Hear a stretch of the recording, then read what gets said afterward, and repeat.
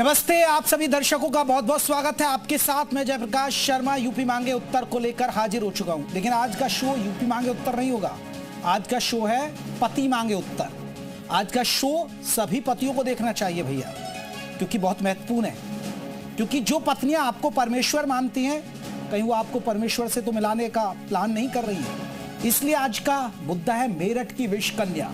ये हम क्यों कह रहे हैं, बहुत सारी ऐसी कहानियां क्यों सामने आ रही है, कैसे आज रिश्ते दरकते जा रहे हैं, आज हम इसी मुद्दे पर बात करेंगे। एक कहानी मैंने बचपन में सुनी थी सती सावित्री की, आपने भी सुना होगा, बुजुर्गों से सुनी होगी और पढ़ी भी होगी। सती सावित्री वो महिला थी जिसने अपने पति के प्राणों के लिए यमराज से लड़ गई थी। लेकिन आजकल पत्नियां यमराज के पास भेज रही हैं, तो अलट रही है भैया। तो चलिए करते हैं शुरू। 7 जन्मों का साथ, अटूट विश्वास और पवित्र फेरे। लगता है इन शब्दों के कोई मायने नहीं रह गए। कहीं अपने बॉयफ्रेंड और 20 लाख के बीमा के लिए सोते पति पर सांप छोड़ा जा रहा है, तो कहीं पति को काटकर नीले ड्रम में भर दिया जाता है, तो कहीं अपने होने वाले पति को ट्रैकिंग के बहाने किले पर बुलाकर 400 फीट गहरी खाई में धक्का देकर मार दिया जाता है, तो कहीं हनीमून के दौरान, आपको फ्लैशबैक याद आ रहा होगा जो मैं स्टोरियां बता रहा हूं, तो कहीं हनीमून के दौरान अपने प्रेमी को सुपारी देकर पति की हत्या करा दी जाती है। हाल ही में हत्याकांड ने 7 जन्मों के साथ, अटूट विश्वास और पवित्र फेरे जैसे शब्दों की गरिमा को न केवल दागदार किया है, बल्कि शादी जैसे पवित्र बंधन पर भी सवालिया निशान खड़े कर दिए हैं। हालिया मामला एक मेरठ का है, जहां पर पति के टुकड़े टुकड़े नीले ड्रम में भरने वाला कांड, आपको याद होगा, मेरठ से ही ये कहानी शुरू हुई थी। इस बार मेरठ से ही पति की एक हत्या की खौफनाक कहानी सामने आई। मेरठ में इस बार दामिनी नाम की शातिर महिला ने अपने बॉयफ्रेंड के साथ अपने पति की हत्या की ऐसी खौफनाक साजिश रची जिसे सुनकर हर कोई हैरान रह गया। लेकिन सबसे बड़ी बात है कि दामिनी बहुत पढ़ी लिखी महिला थी, एजुकेटेड महिला थी, जिसने इस घटना को अंजाम दिया। मुस्कान ने अपने आशिक के लिए पहले पति को नींद की गोलियों का ओवरडोज दिया और फिर सांप से कटवाकर हत्या की साजिश को अंजाम तक पहुंचा दिया, और अब बाद सांप के काटने पर पति की मौत का ड्रामा करने लगी। लेकिन सच्चाई ज्यादा देर छिप नहीं सकी। आज पहले ये रिपोर्ट देखिए और आज तभी हम इस मुद्दे पर बात करते हैं कि आखिरकार पति परमेश्वर कहा जाता था, आज उसे परमेश्वर के पास क्यों भेज रही है महिलाएं। इसी पर बात होगी, पहले ये रिपोर्ट आप देखिएगा।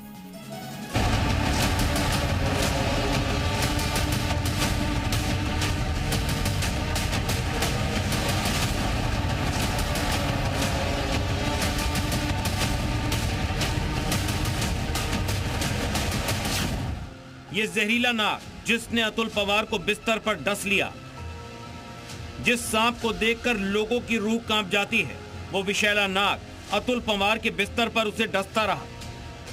शुक्रवार की शाम दूध पीकर सोया अतुल पवार शनिवार सुबह का सूरज नहीं देख सका।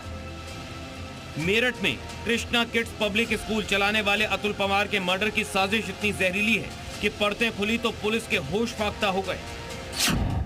सांप के डसने के बाद अतुल की मौत हो चुकी थी। ग्रामीणों ने सांप को डिब्बे में बंद कर लिया। लोग अतुल की मौत को सांप के काटने से हुई मौत समझ रहे थे, लेकिन पत्नी दामिनी के एक बयान से मामला पलट गया। दामिनी ने घर वालों को बताया कि रात में गर्मी लगने के कारण वो अपने बेटे को लेकर दूसरे कमरे में सोने चली गई और फिर यहीं से घर वालों को शक हो गया।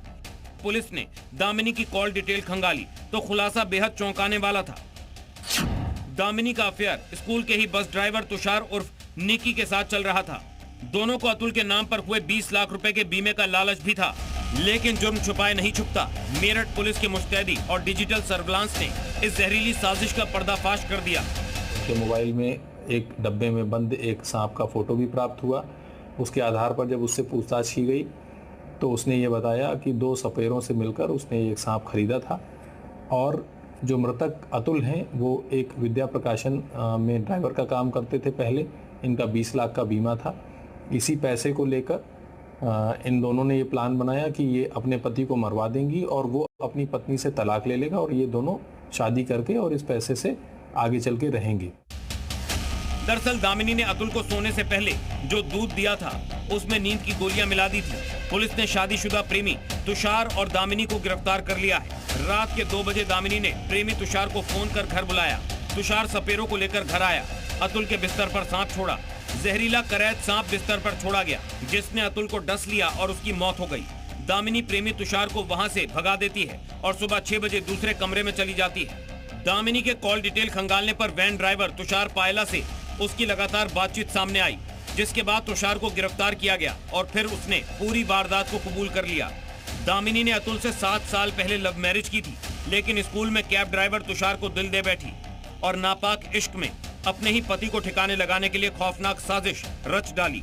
रिश्तों के कत्ल की इस खौफनाक वारदात को सुनने वाले भी सन्न हैं। सवाल उठ रहे हैं कि जिस पत्नी ने 7 जन्मों का साथ निभाने की कसम खाई थी, वही अपने प्रेमी के लिए पति के खून की प्यासी क्यों हो गई। ब्यूरो रिपोर्ट, जी मीडिया। तो चलिए इसी मुद्दे पर हम बात करेंगे। हमारे साथ कई खास मेहमान रहेंगे। हमारे साथ जो मेहमान रहेंगे उन पर आपको मेहमानों का परिचय करा दूंगा। लेकिन आप सोचिए ये हो क्या रहा है समाज के अंदर, कैसे पति पत्नी का रिश्ता दरकता जा रहा है। आपने देखा होगा, अगर आपने हिंदू समाज की शादियां देखी होंगी, 7 फेरे होते हैं और उसमें अगर बहुत सारे लोगों को याद भी होगा 7 फेरे में कि आप उसका साथ देंगी, आपको भी साथ निभाना है, बहुत सारी चीजें वो मैंने भी याद है। तो ये चीजें होने के बावजूद ऐसा हो क्यों रहा है, आखिरकार ये स्थिति क्यों नौबत आ रही है, इसी पर हम बात करेंगे। हमारे साथ आपको बता दें जो खास मेहमान रहेंगे, हुदा जरीवाला भी जुड़ेंगी, सामाजिक कार्यकर्ता है, जैसे ही जुड़ेंगी चर्चा हम शामिल करेंगे। दीक्षा वर्मा हमारे साथ वकील है हाईकोर्ट की लखनऊ बेंच से, वो हमारे साथ जुड़ गए। दीक्षा जी आपका बहुत बहुत स्वागत है। बबलू राजपूत, सौरभ राजपूत के भाई है, वो भी जुड़ेंगे, अगर जैसे ही जुड़ेंगे चर्चा हम शामिल करेंगे। डॉक्टर आस्था शर्मा मनोवैज्ञानिक है, वो हमारे साथ जुड़ गई हैं, आपका बहुत बहुत स्वागत है। मुजम्मिल उस्मानी है, वकील है दिल्ली हाईकोर्ट के, वो भी हमारे साथ जुड़ गए। तो चलिए चर्चा की शुरुआत सबसे पहले मैं डॉक्टर आस्था आपसे ही करना चाहूंगा। डॉक्टर आस्था, ये क्या हो रहा है हमारे समाज में? मैं और खासकर आप देखिए एक बहुत सारी ऐसी कहानियां मैं तो पढ़ रहा था, हमें बचपन में सुनाई गई एक सती सावित्री की, जैसे मैंने अभी दर्शकों को भी बताया कि वो अपने पति के प्राणों के लिए यमराज से लड़ गई। आजकल की महिलाएं तो यमराज के पास ही भेज रही हैं अपने पतियों को। जी जी, देखिए इस तरह की घटनाएं जो हैं वो बेहद ही दुखद हैं और ये हमारे सामाजिक मूल्यों के पतन को दर्शाती हैं। मुझे ऐसा लगता है कि जो वैवाहिक संबंध हैं वो जिन मूल्यों पर आधारित होते हैं उनका बहुत ज़्यादा पतन हो चुका है। ज़्यादातर महिलाएं, खास करके मैं सुबह भी एक प्रोग्राम में थी, उसमें भी ये सवाल पूछा गया था कि महिलाओं को स्वाभाविक रूप से कोमल, प्रेम, वात्सल्य ऐसे गुणों से जोड़ के देखा जाता है, लेकिन जो इस तरह की घटनाएं हैं वो हमको अचंभित कर देती हैं कि ये कोई महिला इस तरह से कैसे कर सकती है। उसके बहुत सारे कारण हैं, मैंने पहले भी बताया हुआ है कि व्यक्तिगत तौर पे जो पर्सनैलिटी है वो भी बहुत इंपॉर्टेंट रोल प्ले करती है। और मुझे लगता है जो सालों की कंडीशनिंग है, जिसमें बहुत बार एक बैटर्ड वुमन सिंड्रोम हम कहते हैं, जिसमें औरतों को बहुत प्रताड़ित किया गया, वर्षों से उनके ऊपर दबाव रखा गया, उनको बहुत सारी मुश्किलों का सामना करना पड़ा। इस बारे में बहुत ज्यादा चर्चा भी हुई है और होनी भी चाहिए थी, लेकिन मुझे लगता है कि संतुलन कहीं बहुत ज्यादा बिगड़ गया है और कुछ नया पाने की जो चाह है उसमें पति को एक रोड़ा माना जाने लगा है और जो मूल्यों का पतन हो चुका है, जिसमें वही चीज देखिए डॉक्टर आस्था, आप तो एक डॉक्टर है, बहुत सारे केसेस को आप हैंडल भी करते हो, वही तो मैं जानना चाह रहा हूं कि ये इस तरह की महिलाओं की मनोदशा ऐसे कैसे हो गई? आपने प्यार किया, मोहब्बत की, शादी की, आप पढ़ी लिखी, आप इतनी एजुकेटेड है, बावजूद इस तरह की इतनी घटना को अंजाम दे रही है, तो ये मनोदशा कैसे आ गई है? ये क्या, कहां से पनप गई? एजुकेशन का अनफॉर्चुनेटली ये जो मानसिक विकार हैं उससे कोई खास संबंध नहीं है। आप कितने भी एजुकेटेड हों, लेकिन अगर आपकी सोच में कहीं नकारात्मकता है, आपके व्यक्तित्व में कुछ ऐसे गुण, अवगुण हैं, ट्रेट्स हैं जो डिसफंक्शनल आपको बनाते हैं, तो उसमें एजुकेशन का कोई बहुत रोल नहीं है।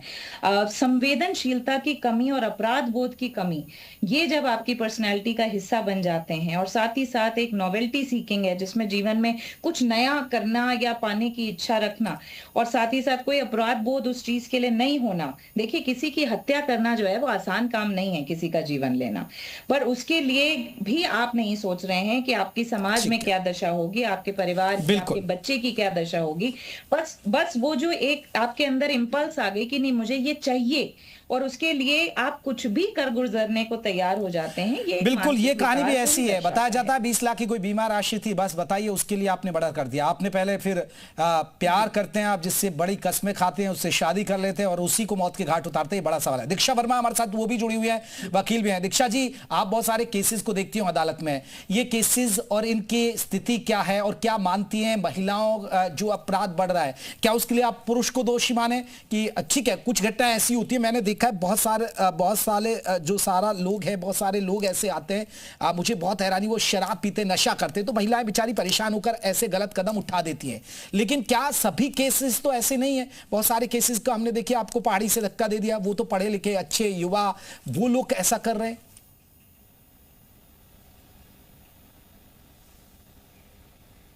दीक्षा जी आप अनम्यूट कीजिएगा, आपने म्यूट किया हुआ अपने आप को। मंगल जी आप इसको इधर लगा दीजिए पीजीएम को। जी दीक्षा जी आपको आवाज आ रही है? रखिएगा बात, ये वाले को। मेरी आवाज आ रही है? जी जी रखिए। तो मैं बस यही कहना चाहूंगी कि ये जो आजकल का दौर चल रहा है, यंगस्टर्स हो चाहे आप एज ग्रुप में ज्यादा हो, मिडिल एज हो, प्रॉब्लम ये है कि ये जो आप सिनेरियो देख रहे हैं ये आज का डेवलप्ड नहीं है। अगर आप फीमेल्स को कहते हैं, जो जेन्युइन केसेस हैं, जेन्युइन केसेस, क्योंकि बहुत हम लोग देखते हैं कि पीजीएम के इधर लगा दीजिए। जी जी जी दीक्षा जी रखिए अपनी बात। जी, देयर आर मेनी मैटर्स जो फेक भी होते हैं, और फेक मैटर्स ज्यादा हैं कंपैरेटिवली जेन्युइन मैटर्स के, क्योंकि आप अगर ग्राउंड रियलिटी देखेंगे तो जेन्युइन मैटर्स रिपोर्ट ही नहीं हो पाते हैं। तो बेसिकली ये ट्रॉमा बचपन से चला आ रहा है। अब आप ये देखिए कि एक लड़की है या एक लड़का है, एक लड़की, अभी हम लोग क्योंकि महिलाओं पे बात कर रहे हैं, तो एक लड़की अपने घर में बचपन से कुछ एक टाइप का टॉर्चर देखती चली आती है, मदर के साथ, सिस्टर के साथ, फादर हैं या और फैमिली मेंबर्स हैं। जैसे पहले के जमाने में हस्बैंड वाइफ रहते थे, अब तो खैर बहुत चेंजेस आ गए हैं, तो वो एक भरता चला जाता है। But at the same time जब उसके साथ भी वही चीजें होती हैं, तो जो जेन्युइन केसेस कहेंगे कि वो ऐसा है कि वो मेंटल ट्रॉमा जो बचपन से चला आ रहा है, वो एक दिन का ट्रॉमा नहीं है। आई एम नॉट सपोर्टिंग कि मर्डर करना लीगल है या मर्डर राइट थिंग है, लेकिन आप ये सोचिए कि जो उनकी साइकोलॉजिकल टर्म हो जाती है कि वो मर्डर तक अगर कोई पहुंच रहा है, तो वो ऐसा नहीं है कि that is been developed in one day. Though मैं हमेशा यही कहती हूँ कि हमारे लीगल सिस्टम में ऐसे बहुत सारे ऑप्शंस हैं कि आप मर्डर, तो there see murder is never one, separation is an option, backed by, fully backed by law, murder is never। तो आप सेपरेशन कर लीजिए, लेकिन आज की सोसाइटी में सेपरेशन एक बहुत बड़ा स्टिग्मा है जो कि नहीं होना चाहिए। ये अवेयरनेस से आएगा। सेपरेशन कोई स्टिग्मा नहीं है, एटलीस्ट हम अगर इससे अवेयर कर सकते हैं, बिल्कुल अवेयर कर सकते हैं। मैं दीक्षा जी मैं लौटूंगा, आस्था जी मैं लौटूंगा एक बार। हुदा जरीवाला है, देखिए हुदा जी, आप तो सऊदी बहुत जगह इन चीजों में देखा, और आपके मुस्लिम समाज में 3 तलाक का तो बहुत ही चलन है। मैं उस हिसाब से नहीं देख रहा हूं, मैं इसे मतलब आप बखूबी और इन चीजों को जानती है। ये क्या हो क्या रहा है आज के समाज में, आज की महिलाओं को हो क्या रहा है ये? ओके, सबसे पहले तो आप तमाम लोगों को आदाब, जय हिंद। जिस तरीके से ये मर्डर्स के मामले सामने आ रहे हैं और अभी हाल फिलहाल में ये मामले बढ़ गए हैं, तो कहीं ना कहीं ऑब्वियसली कंसर्न का विषय है। But also at the same time, अगर आपने, क्योंकि मुझे मुस्लिम स्पेसिफिक सवाल पूछा, तो 3 तलाक का ये इस तरह से जो आप मामला की बात कर रहे हैं, इसमें कई दफ़ा हलाला का भी जिक्र हो जाता है। तो हलाला एंटी इस्लामिक है, कुरान में नहीं है। ये एक सोसाइटी की ईवल प्रैक्टिस थी जो कि प्रो मैं तो 3 तलाक को फिर तो अच्छा मानूंगा। अगर ऐसे होगा तो देखिए, आप तलाक ले लीजिए भैया, इससे तो बढ़िया है, किसी का मर्डर तो नहीं करे, इससे तो अब 3 तलाक मुझे तो ठीक लग रहा है अगर ऐसे देखें तो। 3 तलाक की भी कंडीशंस होती हैं। इस तरह से कोई भी आदमी अगर औरत को 3 तलाक बोल दे, उस तरह से तलाक नहीं होती है। उसमें पहली बार आपको चांस दिया जाता है, दूसरी बार चांस दिया जाता है, तीसरी बार जाके वो तलाक फाइनल होती है। बहुत सारी उसमें कुरान में प्रोविजन है, शरिया में प्रोविजन है, जो बहुत ही वुमेन के राइट को भी प्रोटेक्ट करती हैं और आदमियों को भी कहीं ना कहीं उसको मिसयूज करने का बिल्कुल मौका नहीं देती। अब यहाँ पे विषय है कि जो आदमी मारे जा रहे हैं अपनी पत्नियों के, अपनी गर्लफ्रेंड्स के द्वारा, बहुत सारे हाल फिलहाल में केसेस सामने आए हैं। तो इसमें मेरी जो प्रीवियस पैनलिस्ट है, मैं दोनों की बातों से बखूबी इत्तेफाक रखती हूं कि कहीं ना कहीं पहली बात तो यह कि क्राइम अगर वुमेन करे या मैन करे, सेम उसकी सजा है, संविधान भी सेम संविधा देता है, सेम सजा देता है, सेम प्रोविजंस है। But also at the same time ये जो मैटर्स इतने आप सोसाइटी में बच्चों के ऊपर, यूथ के ऊपर, यंगस्टर्स के ऊपर इतना आप कहीं ना कहीं सोसाइटल प्रेशर डाल देते हो कि उनको ये नहीं समझ आता कि मर्डर करना या किसी को खाई से धक्का दे देना, या जिस तरह से औरतें तो खैर बहुत सालों से, सदियों से हम जानते हैं कि उनके ऊपर एसिड भी छिड़का जाता है, उनके ऊपर तेल छिड़क के मार दिया जाता है। तो कोई नए मामले नहीं है। अब आदमी उदा जी जैसे अभी देखिए एक नीले ड्रम का आपने किस्सा सुना होगा। नीले ड्रम में मेरठ का ही किस्सा था, अब वहां ऐसा कर दिया। अब भाई आपको एक बीमा, अब ये बताया जा रहा है बीमा की कोई राशि थी 20 लाख रुपए उसके लिए, और वो किसी ड्राइवर से उसका अफेयर हो गया, पता नहीं क्या हुआ, जबकि इनकी लव मैरिज हुई। मुझे तो हैरानी है। अब इसके लिए आप इतनी बर्बरता कैसे कर सकते हैं आप? अब बताइए। बिल्कुल, ड्रम वाला केस भी लव मैरिज था, वो जो खाई से जिस लड़की को धक्का मारा गया है वो भी लव मैरिज था। तो ये सारे लव मैरिज के किस्से अगर इस तरह से एंड अप हो रहे हैं तो कहीं ना कहीं it's a matter of grave concern. तो इसमें यकीनन जेंडर या रिलीजन का कोई मामला नहीं है, इसमें सोसाइटी एट लार्ज का हमें जायजा लेना जरूरी है, काउंसलिंग एट एवरी लेवल जरूरी है, बड़ों की कहीं ना कहीं ये समझाना कि अगर आप लोगों के बीच प्यार मोहब्बत नहीं हो रहा है, नहीं रिश्ता चल रहा है, आप आसानी से आराम से अलग हो जाए।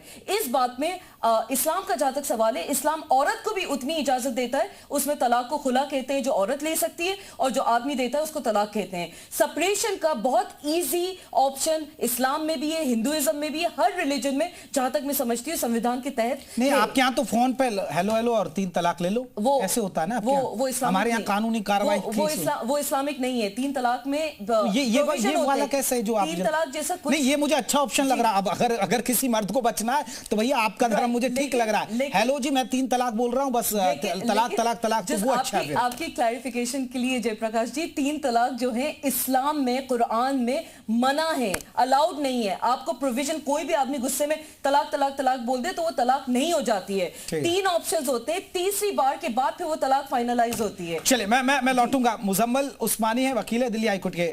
मुजम्मिल साहब, आप जरा बताइए, क्योंकि आप बहुत सारे वकालत के दौरान आपने भी बहुत सारे केसेस फेस किए हैं, ये क्या विरोधाभास आता है? क्या चीजों में पति पत्नी लड़ाई झगड़े, ये वजह क्या बनती जा रही है?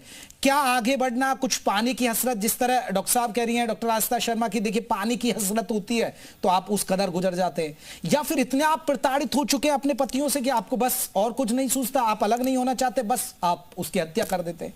क्या समझ में आ रहा है आपको सर? देखिए सर, मैं दो एस्पेक्ट पे पहले बोल देता हूँ। एक तो ये कि जो इंसिडेंट आ रहे हैं इसके मैट्रिमोनियल एंगल जिसमें अफेयर इन्वॉल्व है सर, इसमें एक मेन रीजन ये होता है कि कम अवेयरनेस की वजह से जो एक स्पाउस, फॉर एग्जांपल यहाँ पे जो न्यूज आ रही है कि वाइफ, अगर आप नहीं रहना चाहते हैं या आप का इंटरेस्ट नहीं है तो आप उसको एक लीगल तरीका हो सकता है। जैसे हम सब समझते हैं कि 497 को अनकॉन्स्टिट्यूशनल कर दिया गया, तो आप लीगल तरीका ना अपना के इलीगल तरीके अपनाए जा रहे हैं। उसका साइकोलॉजिकल रीजन भी हो सकता है या और भी रीजन हो सकते हैं। सही, इसमें 3 तलाक की भी बात कही गई। 3 तलाक पे ऐसा नहीं है कि ये एब्सोल्यूट है। यहाँ पे हमारे जुडिशियल प्रोनाउंसमेंट है कि 3 तलाक, जो तलाक एहसन या तलाक हसन या कोई भी हस्बैंड देता है तो उसको वो सपोर्टेड विद रीजन होना चाहिए, या तो उसमें कोई क्रुएल्टी का एंगल हो या फिर कोई इस तरह का रीजन हो जिससे वो तलाक का ग्राउंड बने। एब्सोल्यूट नहीं है, जैसा आपने कहा कि फिर तो मुझे 3 तलाक का ही रीजन ठीक लग रहा है कि 3 तलाक दो, तो सर वो अब कोर्ट्स उसको एक्सेप्ट नहीं करती है जब तक कि आपके पास रीजन नहीं, लेकिन इस्लाम में तो हो ही जाता है ना, मुस्लिम समाज में तो हो ही जाता है ना। अब ज्यादातर तो रिश्ते ऐसे टूट जाते हैं कि भाई आपने फोन पे तलाक ले लिया, ले लेते, रजामंदी से नहीं होता है। उसके बाद क्या प्रोसेस होता है? कुछ नहीं होता, वो तलाक एक्सेप्टेबल नहीं है। सर जो प्रोसेस है वो एब्सोल्यूट नहीं है। मैन के पास एब्सोल्यूट अनहिंडर्ड पावर इंडिया में नहीं है। हम सब संवैधानिक कानूनों से बंधे हुए हैं। वहां पे जो हाई कोर्ट्स के मल्टीपल जजमेंट्स हैं जहां पे आपने कहा है आप अपनी whims एंड फैंसीज से तलाक नहीं दे सकते कि मैं इस्लामिक लॉ में तलाक दे रहा हूं बट उसका रीजन नहीं है, वो तलाक चलेगा नहीं। अगर वाइफ चाहे तो उसको चैलेंज कर सकती है और वो वैलिडेट नहीं हो पाएगा। ठीक है, दूसरी नहीं चीज मुज़म्मिल साहब चलिए मुद्दे पर आते हैं, हम वो इंसिडेंट 3 तलाक वाला मुद्दा छोड़ देते हैं, हम वो इशू जी, में जी। हम अब ये लॉ क्या कहता है कि ऐसे केसेस में क्या हो सकता है, कितनी सजा, क्योंकि पति पत्नी का रिश्ता फिर वही, या जो एक आम जो मर्डर का केस होता है वही सब चीजें, लॉ क्या कह रहा है हमारा? सर देखिए, लॉ तो सबके लिए इक्वल है, बट उसका रिएक्शन क्या होता है या एनफोर्समेंट एजेंसीज उसको किस तरह टेकअप करती हैं, यहाँ पे थोड़ी सी प्रॉब्लम है। आप देखेंगे कि 2 सिमिलर इंसिडेंट होते हैं और उसमें अलग अलग पनिशमेंट या अलग अलग डेटरेंस क्रिएट किया जाता है। फॉर एग्जाम्पल हमारे पास अमन शर्मा का केस है, सुसाइड केस, और तुषार शर्मा का केस है। आप सबने देखा होगा वहां पे रिएक्शंस क्या हुए। एक केस में तो अरेस्ट होता है, दूसरे केस में ना तो सस्पेंशन होता है, ना कोई लीगल एक्शन अभी तक हमारे नॉलेज में आया। तो सर इस तरह से, और जो हमने देखा है सोनम रघुवंशी की जो बेल हुई है, टेक्निकल ग्राउंड पे बेल मिली, ये इस तरह की चीजें दूसरे लोगों को मोटिवेट करती हैं। सिमिलर फीमेल्स जो देखते हैं कि यहाँ तो बेल आसानी से हो सकती है बिकॉज ऑफ जेंडर स्पेसिफिक। तो लॉ अगर न्यूट्रल है तो हमारा रिएक्शन और जो एनफोर्समेंट एजेंसी है उनका जो रिएक्ट करने का तरीका है या उसको डेटरेंस क्रिएट करने का तरीका वो भी सेम होना चाहिए, उस पर भी बात होनी चाहिए। ठीक है, चलिए डॉक्टर आस्था, क्योंकि मुझे ना, मैं अभी तक जो चर्चा हुई सभी मेहमानों अपने अपने पक्ष रख दिए, लेकिन मैं संतुष्ट नहीं हो पाया अभी। मुझे लगता है मेरा दर्शक भी अभी संतुष्ट नहीं हुआ। भाई मुझे ना थोड़ा आप देसी अंदाज बताइए, देखिए ये रीजन है भैया, इसलिए ये रीजन है और ऐसे बचिए इन चीजों से, अगर रिश्ता खराब हो रहा तो आप ऐसे कर लीजिए, ऐसे सलाह दीजिए। मुझे थोड़ा सा देसी अंदाज में समझाइए, क्योंकि मेरा दर्शक भी देसी अंदाज में है, क्योंकि हम बहुत ज्यादा इधर उधर के उन चीजों को बताएंगे तो वो समझ में नहीं आता मेरे दर्शक को, क्योंकि हमारा यूपी का दर्शक है, सीधा साधा सीधा समझ आइए उससे। देखिए, जैसे मैंने शुरुआत में कहा था कि इस तरह की जो घटनाएं होती हैं उसके लिए कोई एक फैक्टर, एक चीज रिस्पॉन्सिबल नहीं होती है। बहुत सारे कारण होते हैं जिसमें जो लोग इस हत्या के लिए जिम्मेदार हैं उनके व्यक्तित्व में कौन सी ऐसी कमियां थीं जिसकी वजह से वो ऐसा करने के लिए प्रेरित हुए, ये हमें देखना बहुत जरूरी है, क्योंकि ये नॉर्मल बिहेवियर नहीं है। रिश्तों में अनबन होना, लड़ाई झगड़ा होना, ये सामान्य है, हर रिश्ते में होता है, लेकिन इसकी वजह से किसी की हत्या कर देना, जान ले लेना, ये स्वाभाविक बात नहीं है। और मुझे लगता है कि हमें हर केस में कंटेक्स्ट स्पेसिफिक, संदर्भ जरूर समझना चाहिए। जितने भी केसेस हमने डिस्कस किए हैं उनमें सब में एक एक्स्ट्रा मैरिटल, एक पर पुरुष के का इन्वॉल्वमेंट रहा है। और मैंने पहले भी कहा कि व्यक्तित्व में कमियां मतलब अपराध बोध की कमी होना, नॉवेल्टी सीकिंग जिसको हम बोलते हैं कि नएपन की चाह होना, जिसमें कुछ कुछ जीवन में नया नया मिलता रहे। आपने कहा ये ज्यादातर प्रेम वाले विवाह थे, लव मैरिजेस थी, तो मुझे लगता है कि सामाजिक तौर पे हमें थोड़ा सा प्रयास करना पड़ेगा, अवेयरनेस भी पैदा करनी पड़ेगी, क्योंकि प्रेम जैसे शब्द को बहुत हल्का कर दिया गया है आजकल। नहीं, मैं आस्था जी आपका एक पॉइंट पकड़ा, आस्था जी बिल्कुल, मैं आ रहा हूँ, हुदा जी आ रहा हूँ। आस्था जी आपने आपका एक मैंने पॉइंट पकड़ा और आपने बहुत अच्छी बात कही कि हर स्टोरी के पीछे महिला तो है, लेकिन उसके पीछे भी एक पुरुष छुपा हुआ है। ये मान लिया जाए महिला इतना नहीं सोच सकती कि भैया उसका दम घोट दीजिए, नींद की गोली खिला दीजिए और वहां फिर सांप रख दीजिए जैसे इस कहानी में हुआ। तो आप मानते हैं कि इसके पीछे महिला ने तो नहीं किया होगा, उस पुरुष का दिमाग है, जैसे उस ड्राइवर का था, वहां भी लव स्टोरी, बहुत सारे केसेस में भी वो लव स्टोरी की कहानी में आती है, तो तीसरा एक होता है, यानी पति पत्नी और वो भागीदार बहुत ज्यादा है, आप ये कह सकते हैं? नहीं, देखिए, नहीं, मैं ये तो नहीं कहूंगी कि ऐसी स्कीमिंग महिलाएं नहीं कर सकती हैं, क्योंकि हम लोग जो है वो बिहेवियर का, व्यवहार का बहुत एबनॉर्मल स्वरूप भी देखते हैं। तो ऐसा नहीं है कि महिलाएं ये करने में सक्षम नहीं हैं, पर चूंकि शारीरिक तौर पे महिलाएं बहुत लड़ाई नहीं कर सकती हैं, तो वो इस तरीके की स्कीमिंग करने के लिए भी सक्षम होती हैं। हाँ, कोई पुरुष रहता है तो वो एक 1+1 हो जाता है, मतलब एक आपका पार्टनर है, पार्टनर इन क्राइम वाली चीज जो होती है, तो वो ऑफ कोर्स 2 और 2 4 हो जाते हैं आइडियाज मिलकर के। तो मुझे लगता है कि व्यक्तिगत तौर पे ये इस तरह की जो घटनाएं हो रही हैं और जो महिलाएं इसमें संलग्न हैं, मैं ये मानने को तैयार नहीं हूं कि उनके व्यवहार में सब कुछ सामान्य रहा होगा पहले से भी। ठीक है, कुछ ना कुछ दिक्कतें रही होंगी। हुदा जी मेरे पैनलिस्ट ने पहले भी कहा, बिल्कुल, मैं 1 मिनट पॉइंट पूरा ठीक है आस्था जी, जैसे तलाक, जी जिसमें कि ये बोला जा रहा है ना कि तलाक की जो वजह है वो भी कई बार इस तरह का प्रेरित करती है। नहीं, मुझे लगता है आजकल समाज में डिवोर्स या तलाक जो है वो काफी हद तक एक्सेप्टेबल हो गया है, बट तलाक के बाद की सामाजिक स्थिति क्या होगी वो शायद बहुत एक्सेप्टेबल नहीं है। तो संवाद की जरूरत है, परिवारों में भी संवाद की जरूरत है, मीडिया की बहुत इंपॉर्टेंट भूमिका है, दोस्तों की भूमिका है कि इन चीजों के बारे में बताया जाए और खुल के बताया जाए कि अगर दिक्कत आ रही है तो और भी हुदा देखिए, दो चीजें हैं, एक before marriage, after marriage. Before marriage जब आप अपने पार्टनर के साथ कोर्टशिप कर रहे होते हैं, जान रहे होते हैं पार्टनर्स एक दूसरे को, तो बहुत सारी कॉन्वर्सेशन है जो आपको कर लेना चाहिए, फैमिली वैल्यूज को लेके, फाइनेंशियल स्टेटस को लेके, लाइफस्टाइल को लेके, माइंडसेट को लेके, बहुत सारी चीजें शादी से पहले दो पार्टनर्स को एक दूसरे के बारे में पता चल जाता है।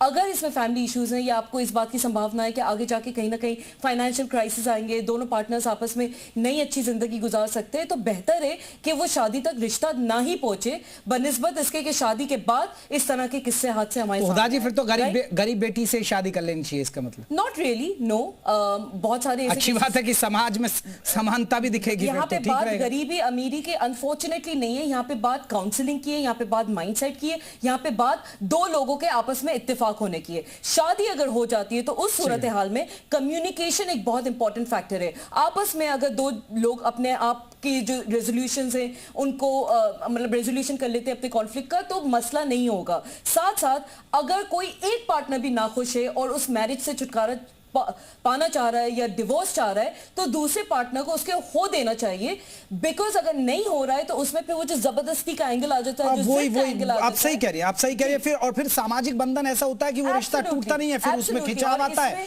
और फिर वो अंजाम तक पहुंच जाता है। और इसमें जो टैबू होता है, जो लड़की की फैमिली की तरफ से कई दफा स्टिग्मा होता है कि मायके वापस नहीं जा सकती, कि तुम्हारी अर्थी वहां से वापस आएगी, ये वाला जो माइंडसेट है, मायके वालों को भी ये अपनी बेटी को समझा के भेजना है कि उसकी लाश आने से बेहतर है कि उसकी एक डिवोर्स टैग लेके वो वापस आ जाए। चलिए दीक्षा जी काउंसलिंग बहुत जरूरी है। काउंसलिंग हमारे यहाँ आम होना चाहिए। वेस्टर्न कंट्रीज में आप देख लें, इनफैक्ट दीक्षा जी काउंसलिंग बहुत कॉमन है। दीक्षा जी मैं आपसे ये समझना चाह रहा हूँ, क्योंकि आप वकील भी हैं, क्योंकि अगर आप महिलाओं को उनको क्या कहेंगे? आपको लग रहा है कि आप परेशान हैं और आपको लग रहा है कि पुलिस ये सब चीजें बहुत सारा फेस करना पड़ेगा, उसके लिए कोई आसान रास्ता आप कानून के अंदर आप बता सकते हैं कि आप यहां जाएंगे तो आपका मामला जल्दी से शॉर्ट आउट हो जाए, कि आप या तो महिला आयोग चले जाइए या आप जैसे वकील से मिल लीजिए, वकील थोड़ा सा अड़का देगा पति को तो वो शांत हो जाएगा, कुछ ऐसा देंगे सुझाव जो ये चीजें कुछ निकल सके बाहर?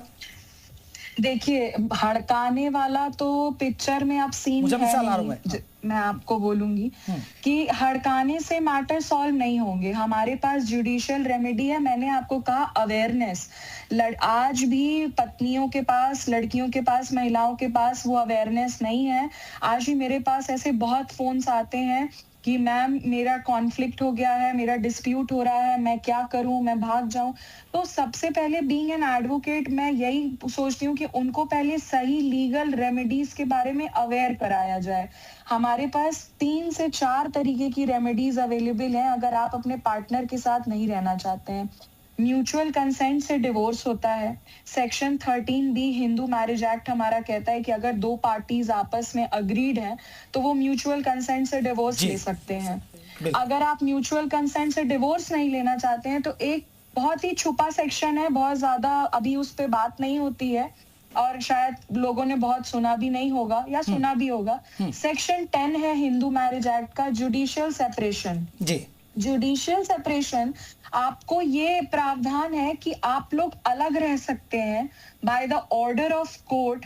शादी आपकी फिर भी वैलिड रहेगी। डिवोर्स में एक होता है कि आप दोबारा किसी और से शादी कर सकते हैं, लेकिन जुडिशियल सेपरेशन में आपको कुछ टाइम के लिए या जो अलग रह सकते हैं। ये अच्छा पॉइंट बताया दीक्षा जी। बिल्कुल, जो कोई महिला ऐसा प्लान करिए तो प्लीज मैं दीक्षा जी की बात जरूर सुन ले भाई। ऐसा प्लान करने से पहले देखिए ये भी कोर्ट में है, कुछ ऐसा प्लान मत करना भैया। जल्दी उस्मानी साहब इसमें प्रकाश जी, आप ये जो सेक्शन 10 में भी इजाजत नहीं मिल जाएगी किसी के साथ वैलिडली वो रह सके, मर्डर करने की इजाजत नहीं है। और मैंने यही बोला कि आप किसी और के साथ नहीं रह सकते, लेकिन अपने पार्टनर के साथ लीगली अलग रह सकते हैं। अलग रह सकते हैं ना, वो आपने बताया कि आप अलग रह सकते हैं। उस्मानी साहब जल्दी से गए, मेरे पास थोड़ा सा वक्त आज कम रहा है, थोड़ा जल्दी से। उस्मानी साहब कुछ कहना चाह रहे थे आप?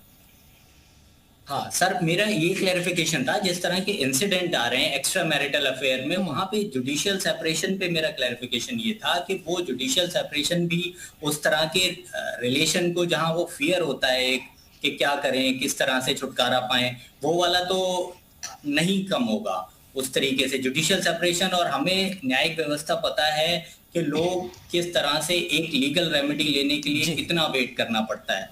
तो ये एक बड़ी बात है कानून की प्रक्रिया। मैं खुदा जी माफी चाहूंगा, मेरे पास बस एक